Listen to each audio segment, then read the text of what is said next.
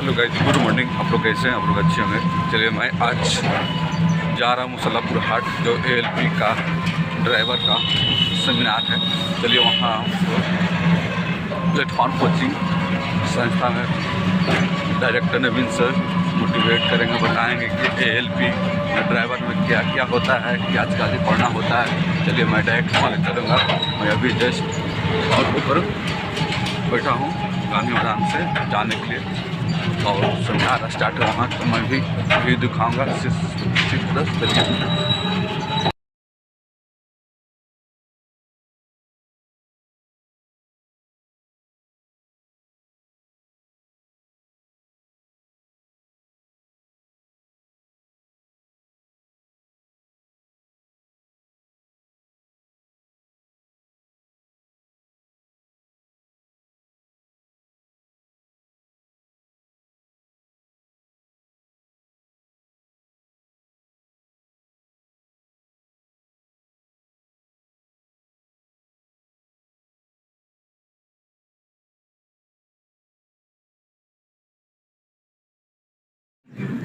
Mechanical और electrical.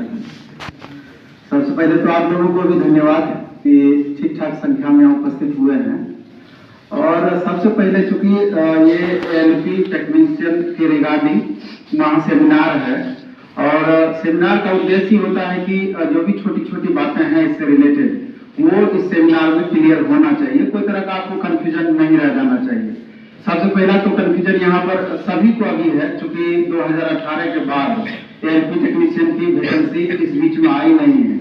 4 साल plus लगभग 5 साल होने को चला है, तो एक वाकई की स्थिति बनी हुई है कि पता नहीं वैकेंसी आएगी भी कि नहीं आएगी। सबसे बड़ा बात यही है कि जो कि आपको अंदर से डगमगा देता है, सही तरीके से आपको मेहनत नहीं करने देता है। क्योंकि इसमें बहुत सारे ऐसे बच्चे हैं जो 2 साल से लगे हुए हैं, 3 साल से लगे हुए हैं, 5 साल से भी लगे हुए हैं। पिछली बार 2018 वाला भी दिए होंगे, 1-2 नंबर से मिस हो गया होगा, वो इंतजार में होंगे कि थोड़ा सा मिस हुआ है तो इस बार हमको अटेम्प्ट लेना है। लेकिन ये 5 साल का बड़ा सा गैप एक प्रतिद्वंद सा पैदा करता है अंदर से कि आखिर पता नहीं क्या होगा, आगे वैकेंसी आएगी कि नहीं आएगी, कंपटीशन का लेवल कितना रहेगा, क्योंकि दिन ब दिन लगातार स्टूडेंट की संख्या में बढ़ोतरी होते जा रही है। तो पहले हम इसी पर चर्चा कर लेते हैं कि वैकेंसी का क्या पोजीशन रह सकता है। तो मेरे ख्याल से देखिए, पिछली बार भी 2019 में इससे पहले रेलवे की वैकेंसी आई थी, और जो भारत सरकार का इधर थोड़ा वो अपना स्ट्रेटेजी बनाई है, इसमें लगातार गवर्नमेंट वैकेंसी कम करते जा रही है, निजीकरण को लगातार बढ़ावा देती आ रही है। हालांकि इस मामले में देखा जाए तो SSC का कैलेंडर पूरी तरीके से क्लियर है, उसका वैकेंसी आ ही रहा है, और दूसरे डिपार्टमेंट का भी कमो बेस लगभग वैकेंसी आ रहा है। और वैकेंसी रोका गया है तो सिर्फ रेलवे का, जबकि रेलवे भारत सरकार का सबसे बड़ा उपक्रम है और सबसे ज्यादा एम्प्लॉय यहीं पर काम करते हैं। तो इस वैकेंसी को रोकने का बहुत ज्यादा औचित्य नहीं प्रतीत होता है, क्योंकि कितना भी टेक्नोलॉजी से लैस कर दे, बिना मैन पावर का रेलवे नहीं चल सकता, ये बात तय है। तो दूसरा एक खास उद्देश्य ये हो सकता है कि गवर्नमेंट भी क्या करती है, क्योंकि रेलवे का ऐसा सिलेबस है और रेलवे में वैसे बच्चे बैठते हैं एग्जाम में कि जो कि हर घर से मध्यम परिवार, निम्न मध्यम परिवार, साधारण परिवार के बच्चे इससे जुड़े रहते हैं, और ये ऑल इंडिया लेवल की वैकेंसी है, और हमेशा से ये आम परिवार को प्रभावित करती रही है। तो चूंकि वैकेंसी पिछली बार भी देखे होंगे, एक ही बार में अधिक से अधिक संख्या में वैकेंसी दी गई थी, और अभी आप लगातार देख भी रहे होंगे, सुन भी रहे होंगे, राज्यसभा, लोकसभा कई बार इस तरह का प्रश्न उठा है, सांसदों ने उठाया है, और मंत्री जी ने जवाब भी दिया है कि लगभग 2.5 लाख से 3.25 लाख के करीब रेलवे में वैकेंसी खाली है, और ईयर बाय ईयर लगातार रिटायर कर रहे हैं कर्मी, और उसके जगह पर नई बहाली नहीं हो रही है। ये अलग बात है कि रेल मंत्रालय आउटसोर्सिंग के मदद से मैक्सिमम एम्प्लॉय अभी जनरेट कर रही है। आप साफ सफाई में ले लीजिए, अलग अलग डिपार्टमेंट में जो निम्न लोअर कोटि के डिपार्टमेंट है, वहां पर अभी देखेंगे कि आउटसोर्सिंग के मदद से सफाई कर्मी वगैरह का बहाली किया जाता है, वो टेम्पोररी बेसिस पे। तो उससे काम तो चलाया जाता है, लेकिन परमानेंट सॉल्यूशन वो नहीं है। तो कहीं ना कहीं सरकार का ये पॉलिसी हो सकता है कि चूंकि मई 2024 अभी मई में इलेक्शन होना है सेंट्रल गवर्नमेंट का, तो अचानक ये वैकेंसी का, जैसे बिहार सरकार, अभी आप उदाहरण के तौर पर देख सकते हैं कि पिछले 7 साल से वैकेंसी बिहार सरकार 6 साल से नहीं दी थी टीचर की वैकेंसी। लोग लगातार धरना प्रदर्शन वगैरह कर रहे थे, रोड पर उतर गए थे, तब भी वैकेंसी नहीं दी थी। अचानक इलेक्शन से पहले आम जनता की याद आ गई और लगातार 1 साल के अंदर में 3 बार टीचर की वैकेंसी दी, 1,70,000, 1,22,000, और फिर अगस्त में जो वैकेंसी आएगी तो समझिए 1 लाख से कम वैकेंसी नहीं आएगी। तो अचानक ही पिटारा कैसे खुल गया? आपके पास वैकेंसी ही नहीं था। तो जस्ट वही बातें यहाँ पर भी आपका इंप्लीमेंट होना है। तो हमारा मानना है कि 2019 में भी मई में इलेक्शन था, फरवरी मार्च में वैकेंसी दी गई थी, तो हम शुरू से इस बात को रखते आ रहे हैं। मेरा वीडियो भी आप देखेंगे, जनवरी फरवरी, आज से 1.5 साल पहले से हम लगातार बोलते आ रहे हैं इसी अनुभव के आधार पर। नहीं तो बहुत सारे यूट्यूबर वगैरह तो पिछले साल फरवरी में ही वैकेंसी निकाल रहे थे, लिख दे रहे थे, हम बोर्ड पे लिख देते हैं, आप मिला लीजिएगा। तो पता नहीं सोर्स मजबूत रहता है, कहीं कहीं से लाए होंगे सोर्स, लेकिन वास्तविकता मेरे ख्याल से यही होगी। दूसरा क्या कि अभी सेंट्रल गवर्नमेंट पूरी तरीके से अलग अलग मोड में काम कर रही है। आप देख रहे हैं कि अभी राम मंदिर का मुद्दा पूरा गरमाया हुआ है, घर घर निमंत्रण दिया जा रहा है, चावल लेकर के आपको दे दिया जाएगा, घरे घरे में पहुंचाया जा रहा है, पूरा इंडिया में ये चल रहा है। तो क्या सिर्फ राम मंदिर से हमारा काम चल जाएगा? क्योंकि जब तक एम्प्लॉयमेंट आप जनरेट नहीं करेंगे, आपको हॉस्पिटल बनाना चाहिए, स्कूल बनाना चाहिए, इस तरह का सामुदायिक काम करना चाहिए जिससे कि आम जनता डायरेक्ट प्रभावित हो। मंदिर वगैरह, और अगर आप इसके विरोध में बोलते हैं तो तुरंत आप धर्म विरोधी करार कर दिए जाएंगे। इस तरह ये हमारे टीचर्स हैं, ट्रेड का दोनों मैथ पढ़ाते हैं और वो ट्रेड पढ़ाते हैं, देख लीजिए सर के। ये बोलना है कि अभी भी हम देखते हैं कि बहुत सारे ऐसे टीचर हैं जो सर के ही गाइडेंस में रहते हैं, सर से बहुत कुछ सीखते हैं। सर इतनी आपकी जर्नी, इतनी बड़ी जर्नी है क्योंकि आपने तो बहुतों का रिजल्ट दिया है। हर एक प्लेटफॉर्म पर हमको लगता है कि इंडिया के किसी ऐसा कोना नहीं होगा जहां पर प्लेटफॉर्म का विद्यार्थी नहीं होगा। हमको ऐसा नहीं लगता है कि इंडिया का जितने भी प्लेटफॉर्म होगा जहां पर नवीन सर का स्टूडेंट नहीं होगा और जो नवीन सर को नहीं पहचानता होगा। और इसीलिए हम आप लोगों से कहना चाहते हैं, अगर आप पहुंचे हैं तो हमको लगता है कि आप सही जगह पर पहुंचे हैं। बस और बस अपना एफर्ट लगाने की आपको जरूरत है। आप अपना एफर्ट लगा दीजिए और नवीन सर का साथ अगर हो जाता है और हमारी टीम अगर आपके साथ होती है, हमको नहीं लगता है कि दुनिया की कोई ताकत आपको सिलेक्शन लेने से रोक सकती है। पहले नवीन सर आकर के थोड़ा सा आप लोगों को पूरा जर्नी बताएं कि कैसे आपको तैयारी करना है और कैसे इस माहौल में ढलना है। दुनिया क्या कर रही है हमको नहीं सोचना है और हमें क्या करना है, हमारा क्या वे होना चाहिए, क्योंकि सर के पास बहुत ही ज्यादा एक्सपीरियंस है इस फील्ड का। तो आप एक बार सर को सुनेंगे, उसके बाद हम फिर आपके सामने आएंगे, जो भी आगे का रास्ता होगा उसके बारे में हम लोग डिस्कस करेंगे। तो आप लोगों को बुलाने का मेरा मेन मकसद ये था कि अगर आप यहाँ पर आए हैं तो आपको सिलेक्शन लेना है। अगर कदम इस क्लासरूम में अगर रख दिए तो हम चाहेंगे कि हर एक बच्चे का सिलेक्शन हो। हम ये नहीं चाहेंगे कि आप यहां से बिना सिलेक्शन लिए कोई चले जाए। और अगर आप में अगर वो ठान आ जाएगा, आप में अगर वो भूख आ जाएगा कि हमको करके जाना है, तो आप शुरू कर लीजिएगा। इसमें सीट पक्का करना निश्चित रूप से चाहते हैं। कितने ऐसे छात्र हैं जिनका सपना निश्चित रूप से असिस्टेंट लोको पायलट या टेक्नीशियन बनना। निश्चित रूप से सभी लोग उसी चीज के लिए यहाँ पर उपस्थित भी हुए हैं और होना भी चाहिए। ये बहुत आवश्यक भी हमारे जीवन के लिए, क्योंकि पिछले 5 सालों से आप देख रहे हैं इंतजार जो है रेलवे करवा रही है और बार बार ऐसी खबरें चाहे वो लोकसभा में हो या अन्य जगहों पर आ रही हैं। और जो पुराना इतिहास रहा है रेलवे का, उसके आधार पर भी हम सभी लोग इस उम्मीद में हैं कि फरवरी होते होते वैकेंसी आ ही जानी चाहिए, क्योंकि पिछले बार भी 31 जनवरी को असिस्टेंट लोको पायलट का नोटिफिकेशन आया था। तो अब हम लोगों को आज के इस सेमिनार में विशेष रूप से चर्चा करनी है कि असिस्टेंट लोको पायलट बनने के लिए क्या क्या चीजें आवश्यक हैं। मैं उस पर विशेष रूप से बात करूंगा।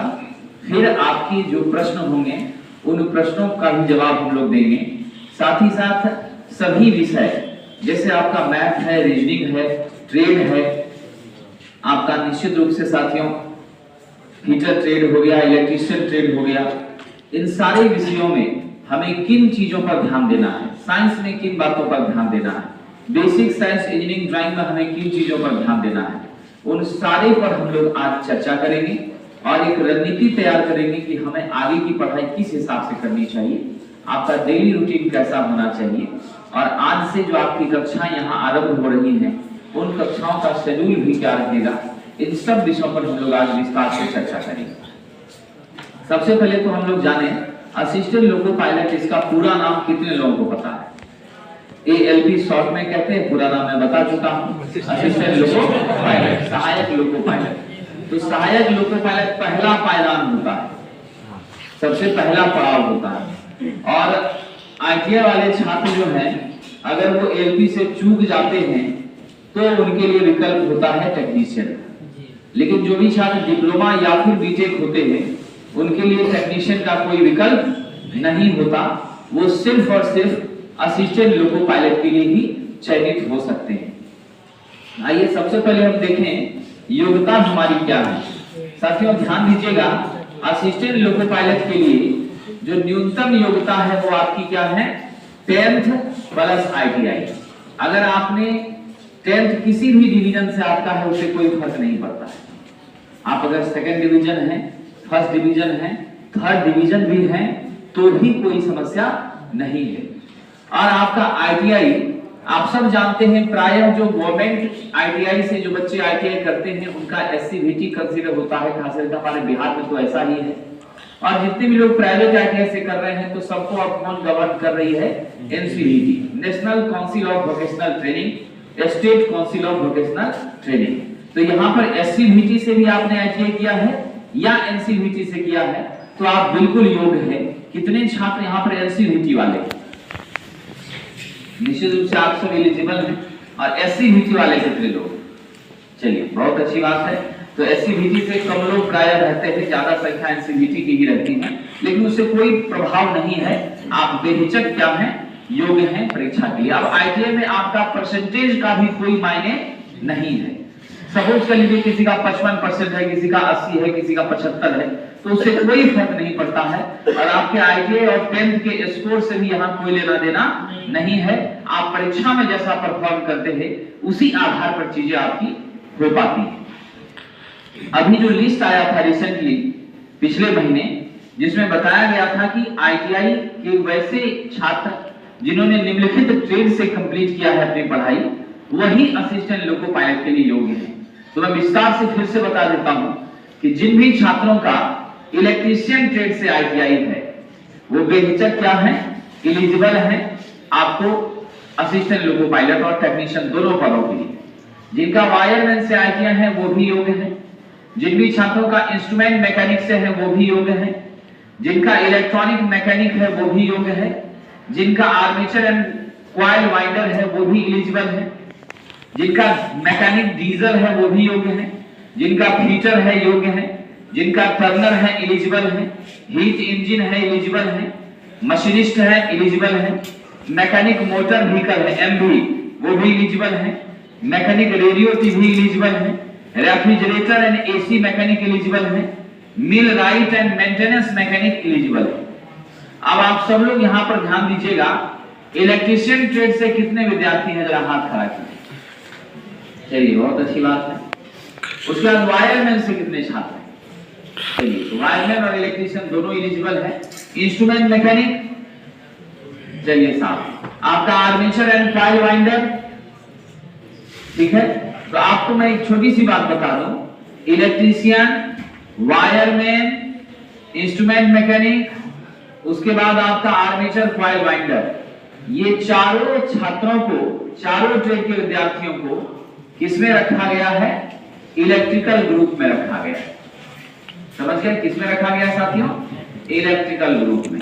और इन चारों ट्रेड के विद्यार्थियों को एक जैसा ही प्रश्न असिस्टेंट लोको पायलट में पूछा जाता है।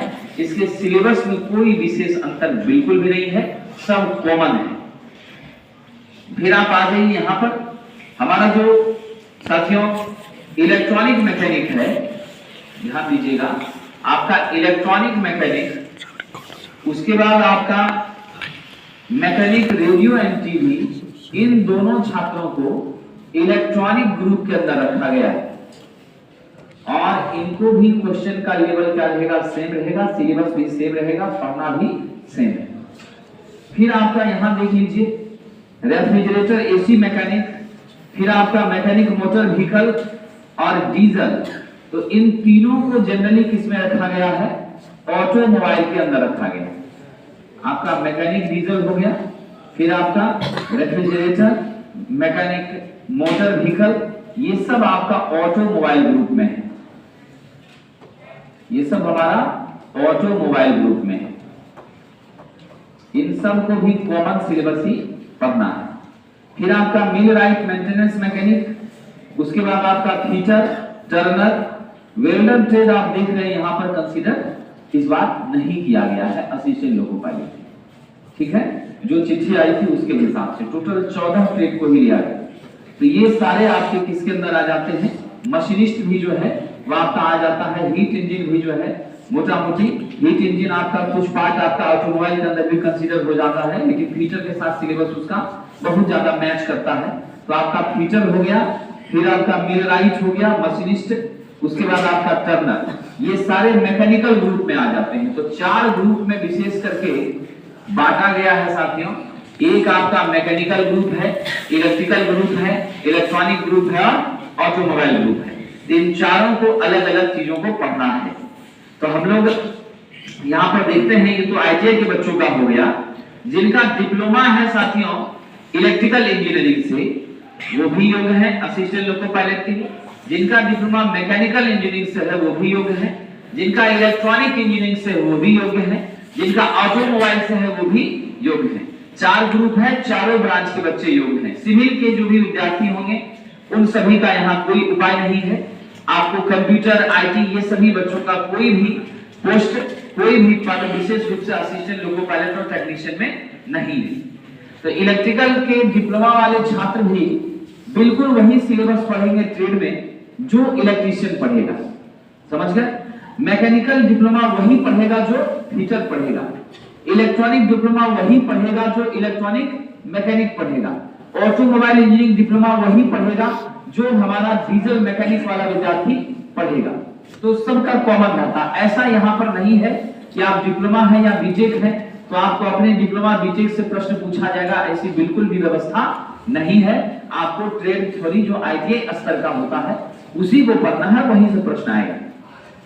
अगर आपके पास हायर क्वालिफिकेशन बीटेक है तब भी आप इलेक्ट्रिकल, मैकेनिकल, इलेक्ट्रॉनिक्स या ऑटोमोबाइल ग्रुप से हैं तो सिमिलर वही फीचर्स आपके साथ चलेगी, जैसा क्वेश्चन वहां वैसा ही यहाँ पर भी सेम पूछा जाता है। तो साथियों रही बात अब टेक्नीशियन की, तो ध्यान रखिएगा जिन बच्चों का 4 स्टेज हमारे एएलपी में है जिसमें विस्तार से बात करेंगे, और इन चारों स्टेज में जिनका चौथा स्टेज जो कि डॉक्यूमेंट वेरिफिकेशन होता है उससे पहले तीसरा स्टेज होता है साइको।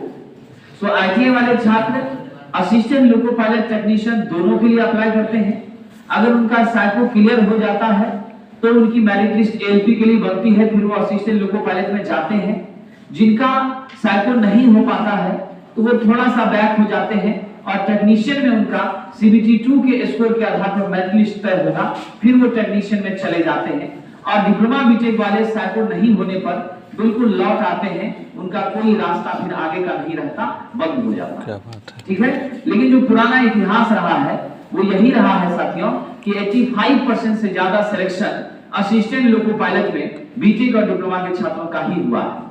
क्योंकि जितने पुराने विद्यार्थी हैं सभी का जो फोन आता है, हम लोगों के संपर्क में सैकड़ों हजारों छात्र हैं, 45 बच्चों का टीम तैयार होता है, ग्रुप बनता है। जब आप फाइनली सेलेक्ट हो जाते हैं, लोको पायलट की ट्रेनिंग के लिए जाते हैं, तो 45 बच्चों की क्या होती है, टीम रहती है। और उस 45 में 42 स्टूडेंट लगभग डिप्लोमा बीटेक का होता है।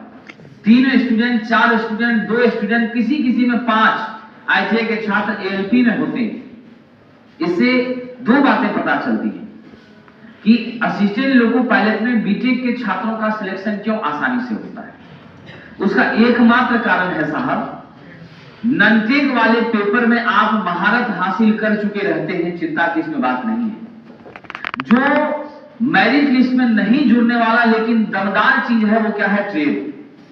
और ट्रेड में आपको जो 40%, 35% न्यूनतम स्कोर करना है उसको क्वालिफाई आप नहीं कर पाते, क्योंकि आप पूरा समय अपना मैथ में देते हैं, रीजनिंग में देते हैं, जीके में देते हैं, साइंस में देते हैं। इसमें तो आप 100 में 85, 99, 90, 98 नंबर तक पहुंच जाते हैं। लेकिन अगर आप ट्रेड में क्वालिफाई नहीं करते, मिनिमम क्वालिफाइंग मार्क्स आप नहीं अचीव करते, आप रेस से बाहर हो जाते हैं, न टेक्नीशियन बन पाएंगे, न ही आप असिस्टेंट लोको पायलट बन पाएंगे। CBT 2 के सेक्शन ए की कॉपी ही आपकी जांच नहीं होगी। तो जो दूसरा पोर्शन था हमारा ट्रेड का, उसको हल्के में ITI वाले छात्र ले लेते हैं। इसका प्रमुख कारण है कि ITI के 2 साल की डिग्री के दौरान हम कितना मेहनत से डिग्री प्राप्त करते हैं, ये सच्चाई किसी से छिपी हुई नहीं। इसको हम बताना भी उचित नहीं समझते हैं, आप भी इसको मन मन स्वीकार करें, ठीक है। हाँ, कुछ ही छात्र होते हैं जो 2 साल के दौरान डिग्री के साथ साथ पढ़ाई करते हैं। वही छात्र गारंटीड सिलेक्शन जो 3, 5, 8, 2 बच्चा हो रहा है, वो वैसा ही होता है, क्योंकि 3 दिन में, 5 दिन में, 25 दिन में कोई जादू का फुरिया नहीं है जिससे ट्रेड आप भरकर पी लेंगे और सेलेक्ट हो जाएंगे। हाँ, बिजनेस करने के लिए व्यवस्थाएं बहुत हो सकती हैं, जिसमें हम यह कह दें कि 3 दिन आ जाओ, 3 दिन में जो रचेगा, जो पढ़ेगा वही सेलेक्ट हो जाएगा। ये व्यापार बिजनेस हो सकता है, लेकिन वाकई ये शिक्षा का स्वरूप नहीं हो सकता है। ये मेरा व्यक्तिगत विचार है। बाकी कहावतें तो आप YouTube पर बहुत सुन रहे हैं, ऊपर ऊपर पढ़ेगा तो सिलेक्शन में ऊपर में नाम होगा, समझिए। तो अब आपको सोचना है कि ऊपर ऊपर पढ़ने से भी ऊपर में नाम हो जाए तो मुबारक है, लेकिन मैं तो ऐसा नहीं मानता। आइए साहब, अब टेक्नीशियन में अतिरिक्त क्वालिफिकेशन उन छात्रों को मिल जाती हैं जो इंटरमीडिएट फिजिक्स, केमिस्ट्री, मैथ से किए हुए। एक्स्ट्रा में बहुत बच्चों का बायोलॉजी भी रहता है, लेकिन जो PCM से किए हुए हैं इंटरमीडिएट, वैसे विद्यार्थी भी टेक्नीशियन के लिए योग्य होते हैं। उनको जनरली जो इस बार GDC में पूछा गया है, उनको इंटरमीडिएट का ही फिजिक्स से क्वेश्चन रहा है, ठीक है। जो इंटरमीडिएट का आपका साइंस है, वहां से जो आप 12th लेवल का देखते हैं, वही वाला प्रश्न रहा है। क्वेश्चन थोड़ा सा लेवल अच्छा ही था, बहुत आसान नहीं था। पिछली बार तो इलेक्ट्रिशियन में भी अलाउ कर दिया था, लेकिन GDC ने नहीं अलाउ किया है। इस बार हमको लगता है कि चांसेस शायद इसकी नहीं बन रही है कि ट्रेड के अंदर से PCM वाले बच्चे चले आ सकते हैं, उनको अपना ही फिजिक्स और मैथ जो है वह देना पड़ेगा, ठीक है। लेकिन इसका बहुत ज्यादा कटअप चला जाता है, हम कटअप पर भी चर्चा करेंगे। 85, 87, 88 तक जो है स्कोर अगर होता है तभी जाकर के चांसेस बनती हैं, तो बहुत मुश्किल यहाँ पर रहता है। इनके लिए संघर्ष थोड़ा ज्यादा रहता है। ITI के छात्रों के लिए टेक्नीशियन में संघर्ष कुछ कम रहता है। तो ये तो योग्यता से संबंधित बातें थी, बाकी विस्तार से ट्रेड पर भी काफी चर्चाएं होंगी। सबसे पहले हम लोग आते हैं उम्र सीमा। साथियों, सबसे पहला जो एडवर्टाइजमेंट रेलवे ने निकाला था, उसमें उन्होंने 18 से 28 ही रखा था, लेकिन बाद में विद्यार्थियों के द्वारा जब आपत्ति दी गई, इस पर सुधार हुआ। दोबारा फिर कुछ दिन बाद जब नया नोटिफिकेशन सॉरीगंडम निकाला सुधार करके, तो उसने उम्र को बढ़ाया और उम्र रखा इन्होंने मिनिमम 18 से 30 वर्ष। किसके लिए? अनरिजर्व कैटेगरी के लिए। OBC के छात्रों के लिए कितना हो गया? 18 से 33 हो गया। SC ST के लिए साहब 18 से 35 हो गया। अब जिस तरह से बाकी परीक्षाओं में 2 वर्ष 3 वर्ष का ग्रेस दिया गया है, आप देख रहे हैं BSF और कई सारी परीक्षाओं में मिला है, और इस पर मांग भी बहुत ज्यादा विद्यार्थियों द्वारा उठाई जा रही है। हम सब लोग भी कई बार उस पर प्रयास कर रहे हैं, ट्विटर कैंपेन भी हुआ है। तो निश्चित रूप से हम सभी ये चाहते हैं कि जो कोरोना का गैप है उसका बेनिफिट छात्रों को जरूर मिले। अगर ऐसा होता है तो कम से कम 2 या 3 वर्ष का इजाफा यहाँ पर होगा। जितना इजाफा UR में होगा उतना ही OBC में, उतना ही SC ST में भी होगा। तो अगर ऐसा होता है तो बहुत सारे छात्रों को एक जीवन दान मिल सकता है, इसमें कोई शक साक्ष्य नहीं है, ठीक है। अब ये तो उम्र सीमा हो गई। मुझे पूरा विश्वास है कि आप सभी जितने छात्र यहाँ बैठे हैं सब इस उम्र सीमा की कैटेगरी के भीतर ही है, समझ गए। और आपके लिए जो है ये ऑप्शन निश्चित रूप से बेहतरीन रहने वाला है। सैलरी पर भी हम लोग विस्तार से चर्चा करेंगे। 19,900 से 35,000 जो है ये आपका सैलरी रहता है। और प्रायः जो शुरुआती हमारा पे स्केल है, ग्रेड पे जिसको हम लोग कहते हैं, शुरुआत में ये 1900 का रहता है। यानी 1900 का ग्रेड थे, 19,900 आपका यहाँ पर हमारा बेसिक सैलरी, इसमें 42% आपका जुड़ जाता है साथियों, डीए जुड़ता है, ठीक है। फिर हमारा जो है ट्रैवलिंग अलाउंसेस टीए जुड़ता है, फिर आपका HRA जुड़ता है। ये सब मिला करके लगभग आपका जो है 32,897 इतना जाता है। यानी पहले महीने में लगभग, अब थोड़ा सा HRA को बढ़ाया है, समझिए 2% बढ़ा दिया है, ये इंक्रीमेंट जब लगते जाएगा तो आपका 34-35 के लमसम शुरुआत में आपको सैलरी मिलेगी। फिर जैसे जैसे प्रमोशन आपका होता जाएगा, तो हम प्रमोशन पर विस्तार से चर्चा करेंगे, तो जैसे जैसे प्रमोशन होता जाएगा उसके बाद फिर आपका वेतन उस हिसाब से बढ़ता जाएगा। 2 लाख 2.5 लाख तक भी आप पहुंच सकते हैं। जितने पुराने होते जाएंगे पेमेंट आपका बढ़ता चला जाएगा, ठीक है। ये सारी बातें यहाँ पर है, तो बहुत हैंडसम सैलरी है। खास करके इसमें मूल वेतन तो मैंने कहा कि बहुत कम था, जो कि आपको थोड़ा सा लगेगा कि 35,000 मिलेगा, 32,000 मिलेगा, लेकिन साहब आपको जो हमारा पर डे का जो अलाउंसेस है, डेली का जो आप ट्रेन चलाने का काम करेंगे उस दौरान जो आपका अलाउंसेस है, ट्रेवलिंग अलाउंसेस, ठीक है, वो आपका प्रति किलोमीटर 5 रुपया, 7 रुपया, 8 रुपया, 12 रुपया करके मिलता है। उस हिसाब से जितना वेतन है आपका, उससे ज्यादा ही आपका अलाउंसेस हो जाता है और टोटल सैलरी आपका 75, 70, 72, 80, 85 तक पहुंच जाता है। समझ गए? तो बहुत ही हैंडसम सैलरी है। समान रूप से कहें तो जूनियर इंजीनियर से ज्यादा पेमेंट आपका सब मिला करके बन जाता है। कि इस कारण से बीटेक डिप्लोमा के छात्रों का भी यहाँ जबरदस्त अट्रैक्शन रहता है, ठीक है कि नहीं। तो हमें ट्रेड को इग्नोर करना बहुत नुकसान दे सकता है। समान रूप से यही एक बात है यहाँ पर। अब 4 चरण है परीक्षा का, जिसमें आपका CBT 1 है और CBT 2 है। CBT 1 कंप्यूटर बेस्ड टेस्ट 1 है, ये आपका क्वालिफाइंग नेचर का साथी होता है।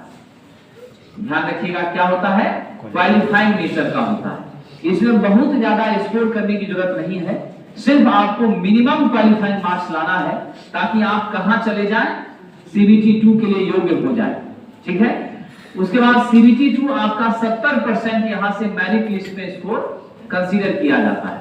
फिर ALP के लिए साइको होती है, मानसिक योग्यता परीक्षा है आपकी।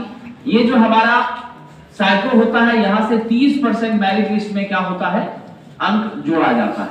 और फिर लास्ट में आपका डॉक्यूमेंट वेरिफिकेशन, मेडिकल, ये सब होता है, फिर ज्वाइनिंग होती है। जो बच्चे टेक्नीशियन में जाना चाहते हैं उनको तीसरा स्टेज का ये CBT यानी साइको देना नहीं पड़ता है। वो पहले दूसरे स्टेज के बाद सीधा मेरिट लिस्ट बनता है।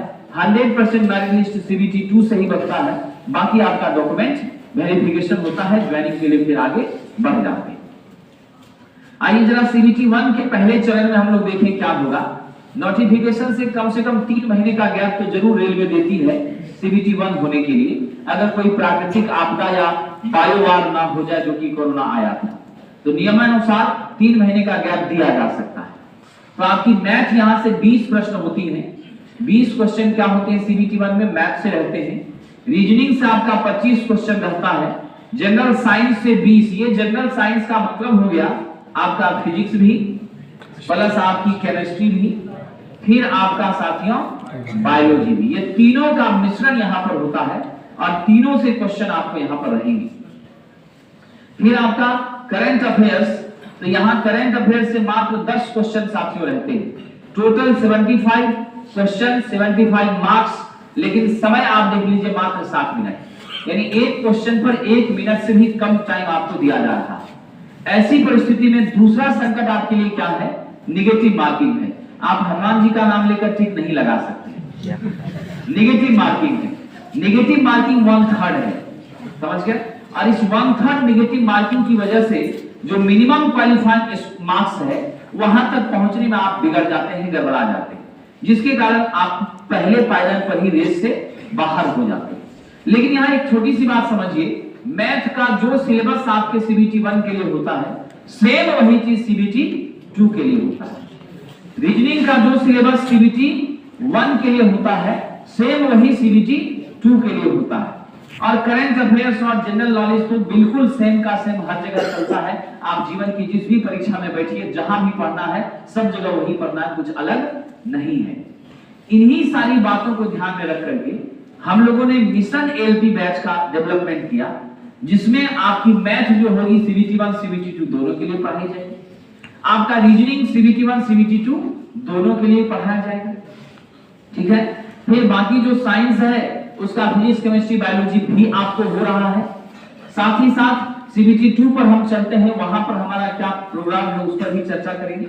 लेकिन एक बात यहां समझिए, अगर 50 लाख छात्र, पिछली बार 50 या 55 लाख बच्चों ने फॉर्म भरा, तो अगर 50 लाख छात्र फॉर्म भरते हैं, हमारी टोटल सीट मान लीजिए कितनी रहती है, सपोज कर लीजिए 40,000 रहती हैं, 40,000 हमारी टोटल सीट रहती है, तो 15 गुना बच्चों को हम CBT1 में छांटते हैं, रेलवे छांटती है, तो कितना हो गया 15 गुना 40,000 करीब 6 लाख, यानी आपको 50 लाख में 6 लाख बच्चे को ही CBT1 में छांटा जाएगा। यानी यहाँ पर भी 44 लाख विद्यार्थी को रेस से क्या होना है, बाहर हो जाना। यानी पहला चरण में 44 लाख विद्यार्थी छट जाएगा। अब 44 लाख जब छटेगा तो आप सोचेंगे कि अगर ये हम सोचते हैं कि हमारा अनरिजर्व के लिए 40% स्कोर करना है, ओबीसी के लिए 30% करना है, एससी के लिए 30 करना है, एसटी के लिए 25 करना है, यानी हम 75 का 40%, 75 का 30%, 75 का 25% हम स्कोर कर लेंगे तो हम क्वालिफाई हो गए, अगले चरण में चले जाएंगे। तब फिर आप यहां भूल कर रहे हैं, ये न्यूनतम है। अगर नहीं कोई ला पाया तो कम से कम इतना लाएगा तो अगले स्टेप के लिए जाएगा। अगर विद्यार्थी सब यहाँ 85, 80, 60 तक पहुंच गया, आप तीसरे पर अटके हैं, तो आप कहां हो जाएंगे, 44 लाख की भीड़ में शामिल हो जाएंगे। तो 44 लाख की भीड़ में शामिल होना है या 6 लाख में छट कर आना है, ये निर्णय आपको लेना है। यानी यहां भी आपको मेहनत करना है, इसको भी हल्के में लेंगे तो आप निश्चित रूप से क्या होंगे, मैदान के बाहर चले जाएंगे।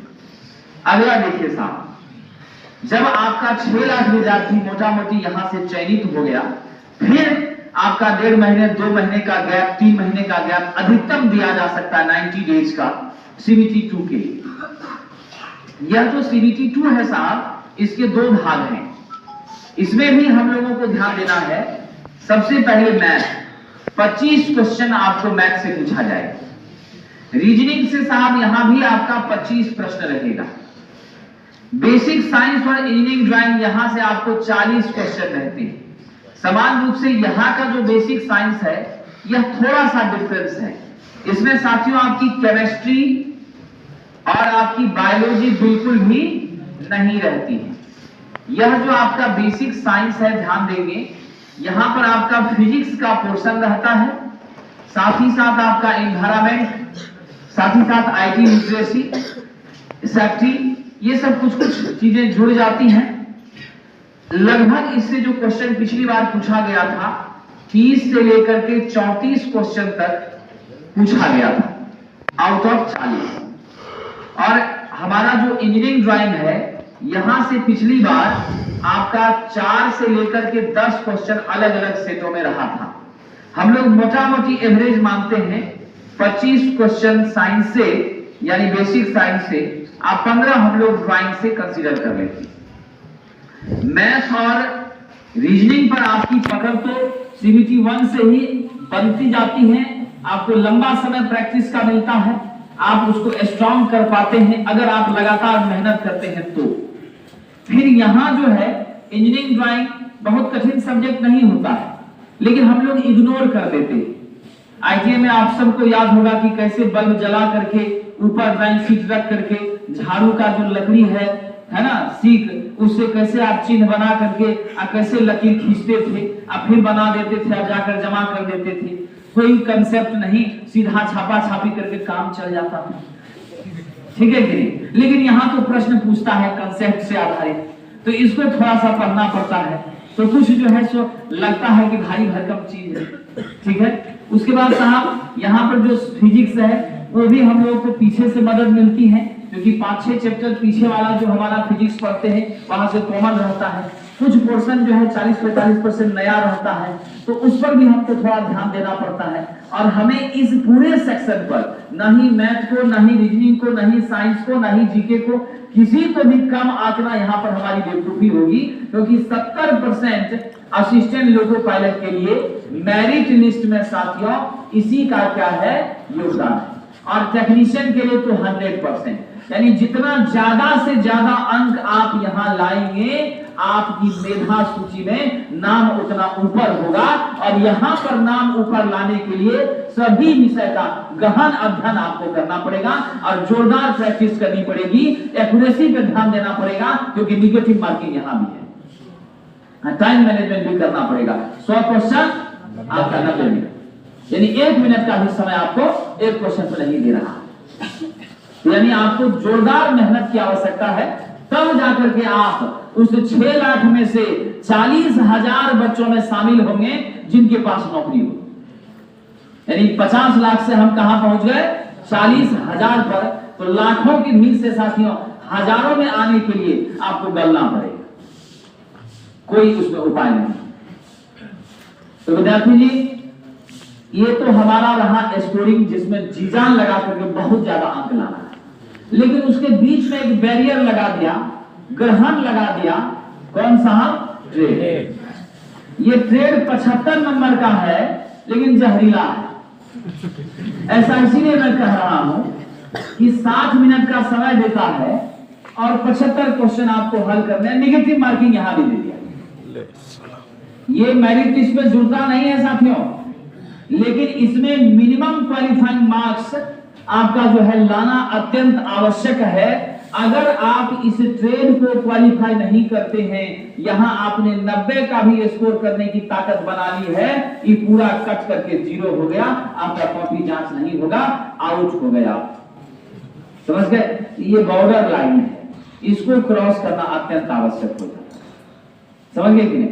यहीं पर फंसता है ITI का विद्यार्थी, क्योंकि डिप्लोमा और बीटेक का छात्र तो निश्चित रूप से 3 और 4 साल में मजबूरी में भी पढ़ ही लेता है, ना चाहते हुए।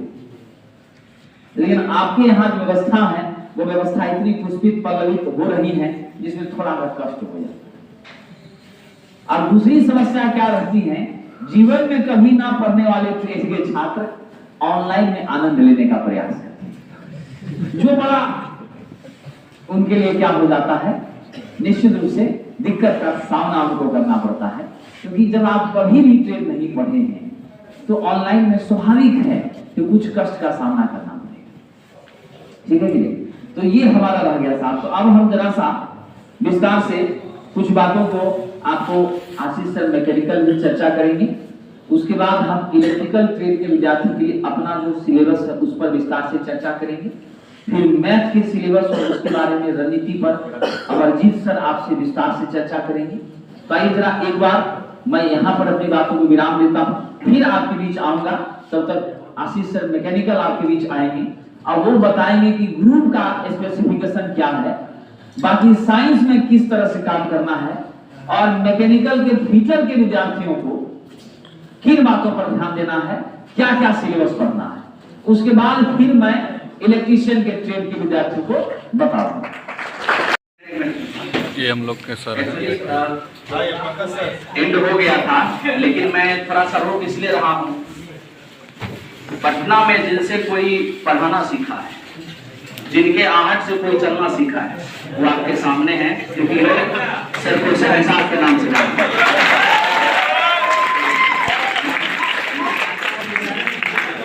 में आप लोग को मोटिवेट करेंगे।